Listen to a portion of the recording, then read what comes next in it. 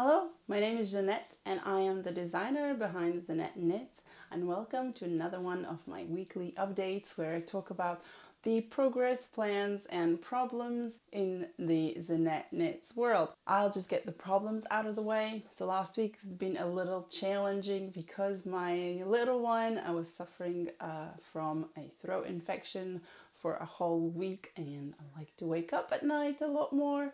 And of course it wasn't nice for him and for anyone for that matter, but he's getting better, so that's all good. And my computer decided to not turn on anymore for whatever reason. I am not sure if it was the kids who had pressed some buttons or it was just at the end of its life. But yeah, I guess I have to look forward to getting a new computer. Plus, it is the school holidays here where I live, and so there's a lot more people around the house and it's a lot more lively. It's not an environment conducive to focused work, let's just say. It's been fun, and next week hopefully I am back to normal. So much has happened. So one of the big pattern releases was the Porto memory socks, and thank you so much for everybody for the warm welcome. These socks feature a chessboard, heel flap and a sole gusset, and they are all over colourwork socks in worked from the cuff down in memory of our trip to Porto, Portugal late last year. On the same day we also released the final clue and the full pattern for the Do You Yoke mystery yoke along, and it's the sweater that I'm wearing. We did it in collaboration with the Do You Yoke knitting shop in Spin Cycles, Dyed in the Wool, in the Do You Knit exclusive colorway Across the Universe, and paired that with Moondrake Chibi Sport, and this colorway is called Rose Quartz. To be fair, I did not knit this. Lena did, and she did it for herself, hence the sleeves are a tiny bit too short for me, but I've borrowed it to show it off so you can see what it looks like, and perhaps if you haven't already, make one for yourself. The mystery has come to a close. Now all the clues are revealed, and I had saved a last bit of surprise in the sleeve in the final clue and added a bit of color work for the color work enthusiasts. But yeah, it's kind of sad. It's been a really joyous ride. There were over 200 participants on Slack channel alone. I'm not even sure how many on the Ravelry forum, but both places were presenting and showing off gorgeous versions. The color plays such a big part in this pattern, and each color combination truly makes a unique piece. Mostly because most of us did use color changing yarns, and the varying contrast between the main color and the contrast color makes this pattern come alive in so many different ways. It was great to see that. But yeah, even though it's officially over, nothing's really over, we are going to host a live virtual fashion show for anyone who's finished and who'd like to join. Maybe not even finished. If you've got to past the point where you can put it on, then wearing your whip is a great idea too. I do that all the time. We'll do that in about 6 weeks, and more details on that to follow. The start of April is the point in time to keep in mind if you're still working on this sweater or thinking of working on it, to come and show off your color combinations in the fashion show. But even though the mystery knit along is over, last year around this time or a little bit later, we had released our 50th pattern, and in honor of that we launched our first ever knit along. That was a fun experience. We did that on a Ravelry forum, and this year we'd like to repeat it and make it even more fun, because we will be using Slack as well.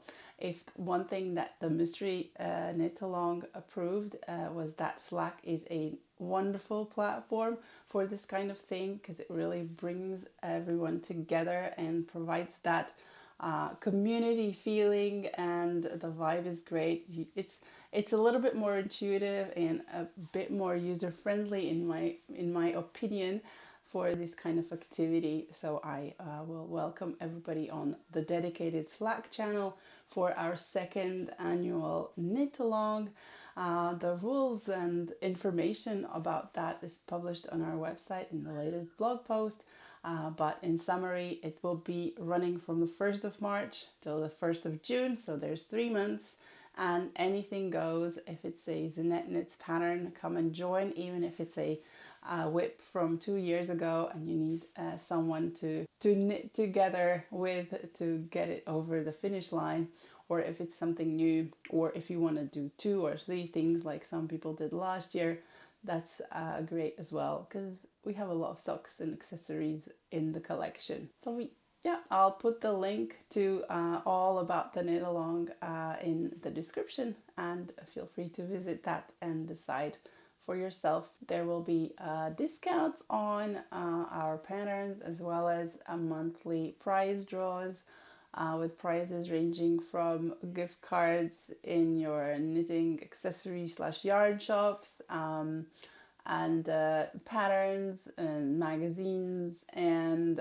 perhaps even some yarn. I mean, you can never have enough yarn, right? We look forward to creating more things together. One more thing that we started in the last couple of weeks was the test for the undertone sweater, and it is truly a quick knit because so many people have already gotten past the sleeve separation on that. And we're enjoying all these versions popping up in the tester Slack channel. The release will be sometime in April for that. And yes, I have changed because I have a new finished object to show off, and it's the Illuminary Affair collar. That is using Spin Cycle Yarns Trine in number 60 as the main color, and Dream State in Absolute Zero as the contrast color.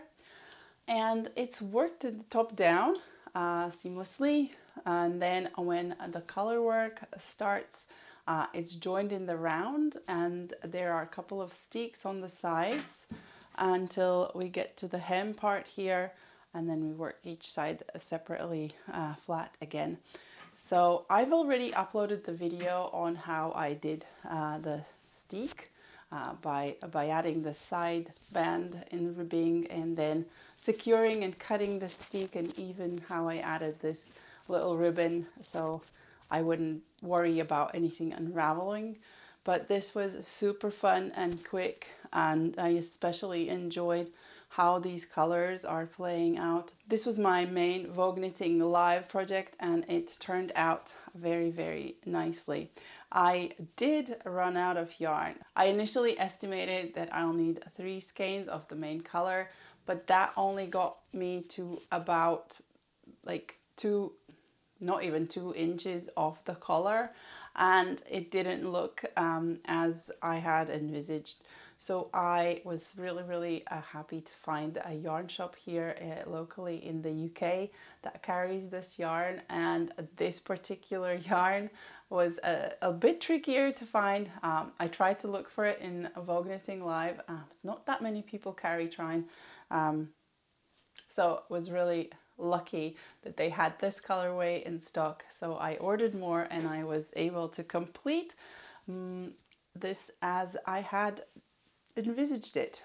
So yeah, I'll just stand up to show a little bit more of the construction. Here is a little shoulder seam that's falling towards the back, but the same color work motif is also at the back as the front. So because it's super symmetrical and very Latvian, it's quite easy to memorize and knit, and it's very intuitive. A really quick accessory project. This will be our next test call with the release planned sometime in April. If you added some bands here as well and tied them up, you could pass it as a slip over or a vest or whatever, but I love it how it is right now, and it's a great transitional piece. In the northern hemisphere in April it gets a little warmer on some days. I think I was told that April 1st is a Fool's Day, and we have to make jokes and trick people because that's what the weather is doing with us.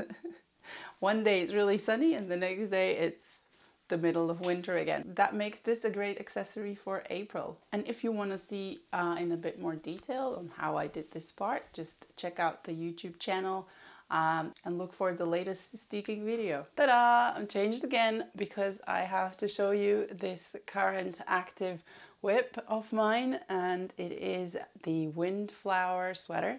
It's the third sweater in the floral themed round yokes, and this one is in collaboration with Magpie Fibers in their Swanky Sock. I'm using Stagbunny as the main color. The top part of the color work contrast color is a colorway called Voices Carry with some speckles, and the lower part is in colorway called Siren Song. And I have completed the color work part, and I'm just gonna enjoy the luxury feeling of this yarn in a sea of stockinette here until this skein runs out, and I'll probably then work on the sleeves and finish the color work there and finish the sleeves first. I like to do that because there's not as much fabric in my lap, and because working on the sleeves requires constant turning. I should be able to turn it one way and then back so that I didn't have to touch the body pile, but I just somehow haven't gotten into the habit of that, so I just keep turning the whole sweater whenever I finish a round of sleeves, and doing the sleeves before the body helps me. And it's also nicer that once you're done with the body, you can wear it. Oh yeah, I think that before I add the sleeves, I'll actually add the neckband, because now I know how it will sit. I've split it, I've split the sleeves, I understand how it will be on my shoulders, and I can decide how long or short I want the neckband to be and in what style. So that's next for this one. The test call for this will be at the start of March, so it's not too far away, and I really have to get a move on. But even if I don't complete, we can still go ahead and do some testing, can't we? Ta-da! I promise this is the last time I'm changing in this week's update. Well, this is a Barbery sweater worked in wool decanted vintage 23 DK, and it's a pattern that is releasing next week, and it's the same week as the Unravel Festival, which we will be attending. And if you're in the UK and if you're planning to come to Unravel Festival, come along on Saturday, as we'll do a quick meet and greet at the wool decanted stand from 1 p.m. on Saturday. A little bit more about this pattern. It's a top-down round yoke sweater. The pattern offers a pullover as well as a cardigan option. I have made the cardigan option, as you can see. I will be doing a full deep dive on this pattern very soon and publish that just before the release, so you can have all the juicy details about this pattern in that video.